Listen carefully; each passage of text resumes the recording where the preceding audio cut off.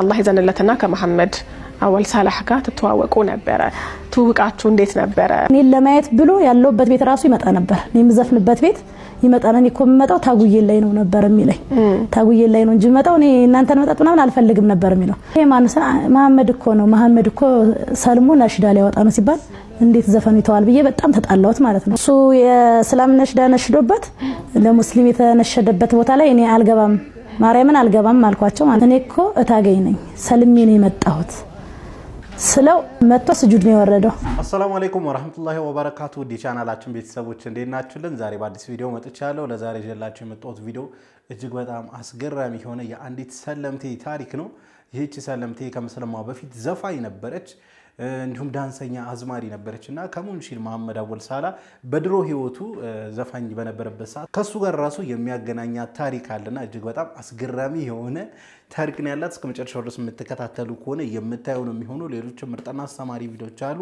ታዲያ ቪዲዮ እንደተለመደ ሁላችሁም ላይክ በማድረግ እንድትጀምሩ ጋብዛለሁ ይህ ቪዲዮ እንዲዳረስ ደግሞ ሼር አድርጉ ለዚህ ቻናል አዲስ ከሆናችሁ ሰብስክራይብ ማድረግ አይረሳ የደወል ምልክቷን ይጫኑ በቀጥታ ወደ ቪዲዮ ለሰዎች ውለታ እንላቸዋለን ልባችን ለነሱ ጥሩ ነው ማንነታችን ጥሩ ነው we gave them everything ያለንን ነገር ሁሉ እንሰጣቸዋለን እናካፍላቸዋለን ለነሱ ጥሩ እናስባለን ግን የውመን ሚነል አያም ከወለታት አንድ ቀን ለኛ የሚመልሱት ነገር ትክክል አይደለም እንደውም ትላንት የነበረን ነገር በአጠቃላይ ዲስሚስድ አድርገውት ምን አርጋልኝ ደሞ የሚል ብዙ ነው ደሞ አንቺ ምን አርገሽልኝ የምትል ብዙ ናት አላህ የሰው ልጅ እኔን እንዲህ ብሎኛል ይያለ የሰው ልጅ አላህን ከብዙ ጉድ አውጣኝ ብሎት አላህ አውጥቶት ሲያበቃ አላህን ረስቶታል እኛ እንዲህ ነን ሰው እንዲህ ነው ውለታ ብለሽላት ደውላ አላመሰገነችኝ በዛው ረሳችሁ የምትይ የሰው ልጅ አላህንም ይረሳል You need to know this reality by the way.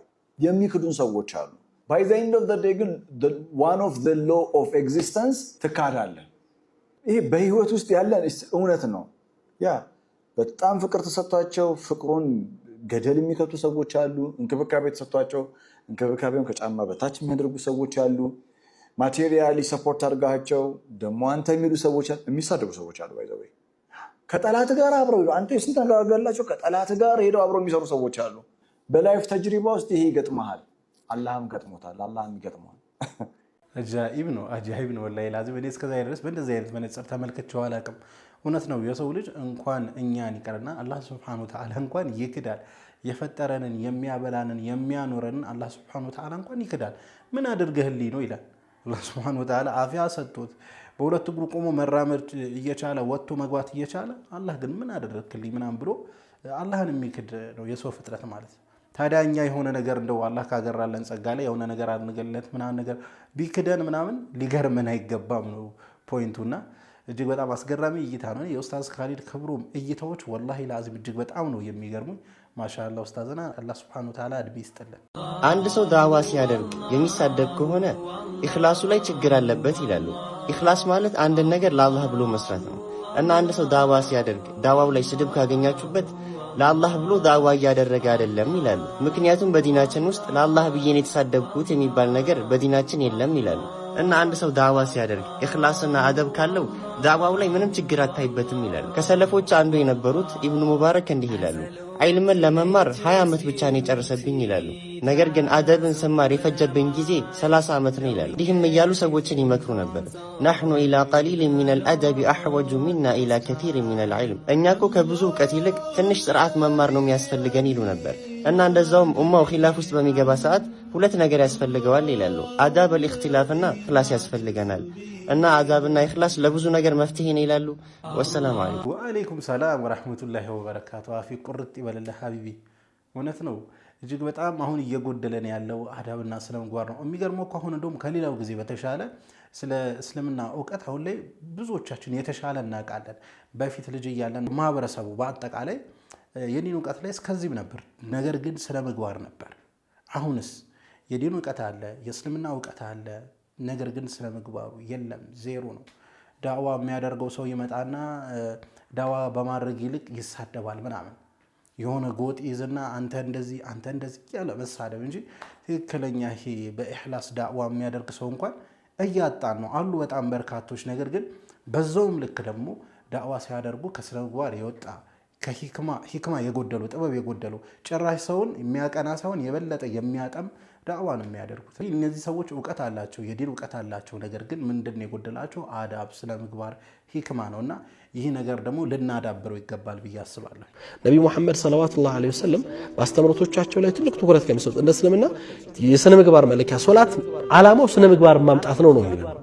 ምክንያቱም የተሰገደው ሶላት ስነ ምግባር ካላመጣ እኔ አሁን አስር ሶላት ሰግጃለሁ።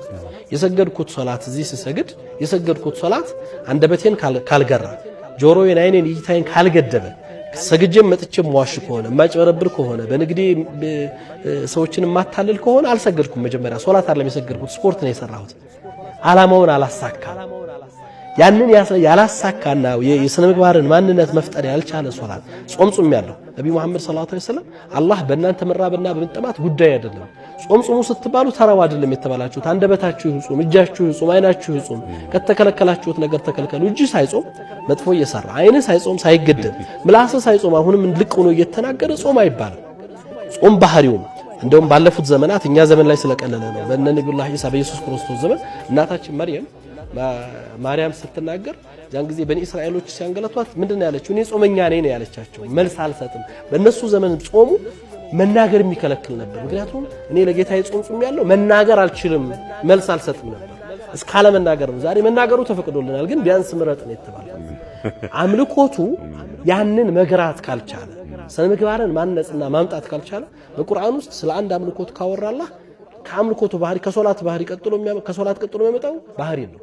ዓላማቸው ይሄንን ማሳካት ነው። ይሄን ካላሳኩም ለታደሉ ነው። ስለዚህ የእምነቱ መሰረት ስነ ምግባር ካልመጣ ማህበረሰብ ላይ ወድቀናል ብለን እናስባለን። ስለዚህ መውደቅ የስነ ምግባር ከፍታ ያላቸው ሰዎች ሁሉ ጊዜ ታች ነው ዝቅ የሚሉት ሰዎች ባህሪያቸው በጣም ውብ የሆነ ሰዎች በእምነት የተገዙ ሰዎች እኮ ለሰው ተናናሽ ናቸው፣ ዝቅ ያሉ ናቸው። ዝቅታቸው ከፍታ ነው።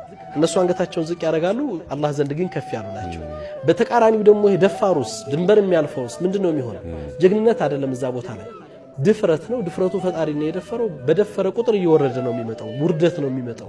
ያ ነው ሚዛኑን መጠበቅ አለበት የሚል ሀቅ ነው። ስነ ምግባር በእስልምና እምነት ውስጥ እጅግ በጣም ትልቅ ቦታ ያለው ነገር ነው። የምንሰግደው ሰላት፣ የምንጾመው ጾም ከመልካም ነገር ከከለከለን ወይንም መጥፎ ነገር የምናደርግ ከሆነ ያ ነገር ትክክለኛ አይደለም ወይንም በስነ ስርዓቱ አይደለም የጾምነው በስነ ስርዓቱ አይደለም የሰገድነው ማለት ነው። ምክንያቱም ሰላት ከመጥፎ ነገር ይከለከላልና የምንሰግደው ሰላት ትክክለኛ ሰላት መሆኑን ራሱ ማረጋገጫ አንዱ ምንድነው? መጥፎ ቦታ አለመዋላችን ወይንም ደግሞ ጥሩ ቦታ ላይ ስንውል እንግዲህ እየሰገድነው ያለው ሰላት እጅግ በጣም ስኬታማ እንደሆነ አንዱ ማረጋገጫ ነውና ከምንም በላይ ስነ ምግባራችን ልናሳምር ይገባል። ጎረቤቶቻችን ጋር ሊሆን ይችላል ወይንም የስራ ባልደረቦቻችን ሊሆኑ ይችላሉ።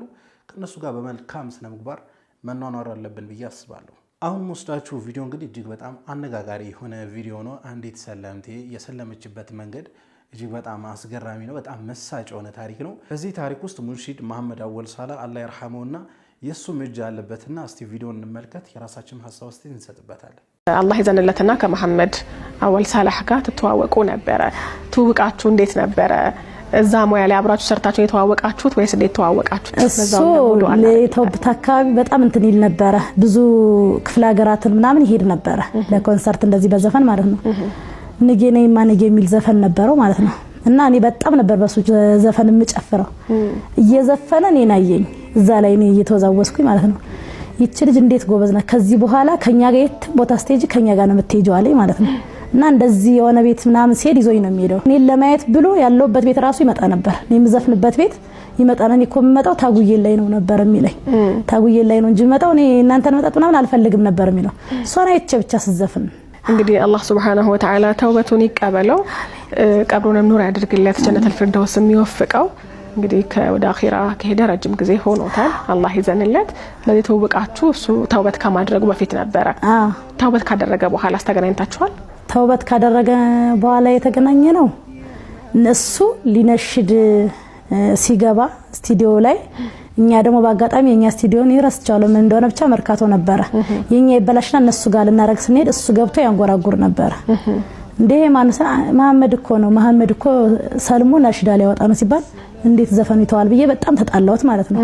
አለየውም ሁሉ ብዬ ሄድኩኝ ማለት ነው። አድናቂው ስለነበርሽ? አዎ እንዴት ዘፈኑ ይተዋል ምን ማለት ነው ለኛ ኳራያ ነበረ ለኔ በተለይ ምርኩት እንዴት ብዬ እሱ የእስላም ነሽዳ ነሽዶበት ለሙስሊም የተነሸደበት ቦታ ላይ እኔ አልገባም ማርያምን አልገባም አልኳቸው ማለት ነው ችግር የለውም እኮ እኔ አልገባም እሱ የነካውን በእጁ እኔ መልሼ መንካት አልችልም ምክንያቱም አክራሪም ኦርቶዶክስ ስለነበርኩ ማለት ነው ትቻቸው ሄድኩኝ ማለት ነው እና እንደዚህ ታገኝ መታኮ እንዲህ ብላ ሄደ ሲል በጣም ነው የሳቀው ደውሎ ታጉዬ ለምንድን እንደዚህ ያልሽው ነው ስለ ጊዜ እንደኔ ማርያምን አላየህም ሁሉ ብየው ማለት ነው መጨረሻ ላይ የተገናኘ ነው ልክ የኔን ዘፈን ወጥቶ ሲያየው በቃ ጎበዝ ነሽ አንቺ እኔ ግን ከዚህ በኋላ አልዘፍንም አለኝ ማለት ነው ከዛ በዛ ተለያየን ቆይተን ደግሞ የተገናኘ ነው እኔ ሰልሜ ስመጣ ራሴ ስልኩን አፋልጌ የሚነሽድበት ቤት ሂጄ ራሴ ስልኩን እኔ እኮ እታገኝ ነኝ ሰልሜ ነው የመጣሁት ስለው የትላግኝሽ ስለዚህ መርካቶ ነው ያለው መጥቶ ስጁድ ነው የወረደው አልহামዱሊላህ ብሎ ማለት ነው ሱብሃንአላህ አንተ ስለ እስልምና በነሸርክበት ማይክ እኔ ያልዘፍንበትን ብለሽ ጠለሹ ሄደሽ ኋላ ላይ ግን ሰልም ያለው ብለሽ ተመለሽ እና በጣም ደስ አለው አለቀሰም ስሜቱን መግለጽ እስከሚያቅተው ማለት ነው አብሽሪኒ ወንድምሽ ከጎንሽ ነኝ እኔም አልኩት ከዚህ በኋላ እኮ ማንንም ሰው የለኝም በቃ እናንተ የአኽራ ወንድሞቼ የዱንያ ወንድሞቼ ትሆናላችሁ ብየው ማለት ነው እሺ ከዛ ተውበት ባይኖር ኑሮ ምን ይውጣኝ ነበር ያልኩትን እኮ በቃ ለሁለታችንም ይሆናል አለኝ ማለት ነው በቃ ኢንሻአላህ አልኩት ከዛ በኋላ እኔ ያወጣሁትን ምን አረጋዋለሁ አሁን ሚዲያ ላይ ከተስፋፋ በተለይ መስለሚ ከታወቀ ሊያስፋፉት ይችላሉ ዘፈኑን ማለት ነው በተለይ ስለናቴ ዘፈንኩት ሊያስፋፉት ስለሚችል አብሽሪ ታጉዬ እኔ ብር አለኝ የተወሰነ ጨምሪ ሲለኝ 40 ሺህ ብር ሰጣው ጨምሮ ወደ 70 ሺህ ብር ከፍሎ አሳግዱላት በቃ እንዳይወጣባት ሚዲያ ላይ ብሎ ማለት ነው ያሳገደልኝ ከዛን ቀን ጀምሮ በቃ ላገኝ ያን አሳገደልኝ ከዛ ሄድኩኝ እኔ ማላገኘሁት አላህ እንግዲህ ለዚህ ኸይር ስራው ይመንዳው አላህ ይዘንለትም ዛሬ እንግዲህ በኸይር አስተዋውሰናል ኢንሻአላህ መሞቱን ከዛ በኋላ የሰማሽው ወይስ ያው ሚዲያ ላይ ምናምን እንደዚህ ስለምከታተል ሰማውኝ እና በጣም አዘንኩ አላህ ጀነተል ፊርደውስን ይወፍቀው ብዬ አለቀስኩ አላህ ምክንያቱም ተውበተኞችን ይወዳል በአላህና በባሪያው መካከል ግርዶሽ ስለሌለ አላህ የእውነት አምላክ ስለሆነ ቀብሩን ኑር ያርግለት አሚን አሚን አሚን እጅግ በጣም አስገራሚ ሆነ ታሪክ ነው ይህ ቼታችን እንግዲህ የሰለመችበት መንገድ እጅግ በጣም ይገርማል ከእስልምና በፊት የነበራት ህይወትም ልክ እንደዚሁ ሙዚቀኛ ነበረች ጨፋሪ ነበረች እንግዲህ አላህ ይርሐመውና ከሙንሺድ መሐመድ አወል ሳላ እንግዲህ ከመስለሙ በፊት ሙዚቀኛ ያለ እንግዲህ ያኔ ተዋወቁ ነበርና ከዛ በኋላ እንግዲህ የተገናኙት ደግሞ ሰልማኑና እጅግ በጣም በሚያስደስት መልኩ የሷ ሙዚቃ እንዳይወጣ ያለውን ብር ከፍሎ ምን ብሎ ያደረገበት መንገድ የሄደበት ርቀት እጅግ በጣም ነው የሚያስገርመው የሙንሺድ መሐመድ አወል ሳላ አንድ ጊዜ የማግኘት እድሉ ገጥሞኝ ነበር ሙንሺድ መሐመድ አወል ሳላ በጣም ደስ የሚል መልካም ስነ ምግባር ያለው ሰው ነበርና አላህ ይርሐመው አላህ ቀብሩን ኑር ያድርግለት ጀነተል ፊርደውስን ይወፍቀው መልካም ስራ ተተን ስንት ልክ እንደዚህ ነው እንግዲህ መሐመድ አወል ሳላ እንግዲህ በህይወት ባይኖርም ነገር ግን ስሙ ሲወሳ ይኖራል ምክንያቱም ትልቅ ስራ ሰርቶ ስላለፈ ማለት ነውና እኛውን በህይወት እያለን እንግዲህ መልካም ስራዎችን በመስራት እንደዚህ ሰለምቲዎችን በመንከባከብ ሊሆን ይችላል ወይንም ደግሞ ባለንበት መስክ በጣም መልካም ስራዎችን በመስራት በተለይ እንደዚህ ሰደቃቱል ጃሪያ የሚሆኑ ስራዎችን በመስራት ማለፍ አለብን ብዬ አስባለሁ እህታችንም አላህ Subhanahu Wa Ta'ala እንኳን ሂዳያን ወፈቃት ሌሎችም እንግዲህ ጫፍ ላይ ያሉ አላህ Subhanahu Wa Ta'ala ሂዳያን ይወፍቃቸው ነው ማለት ፈልገው ለማንኛውም ለዛሬ ይዤላችሁ የመጣው ቪዲዮ ይሄን መስል ነበር ቪዲዮን ጎዳችሁ እንደተለመደው ሁላችሁም ላይክ አድርጉ ይህ ቪዲዮ እንዲዳረስ ሼር አድርጉ ለዚህ ቻናል አዲስ ከሆናችሁ ደግሞ ሰብስክራይብ ማድረግ አይረሳ ኢንሻአላህ በቀጣይ በአዲስ በቆንጆ ቪዲዮ እስከምንገናኝ ወሰላሙ አለይኩም ወራህመቱላሂ ወበረካቱ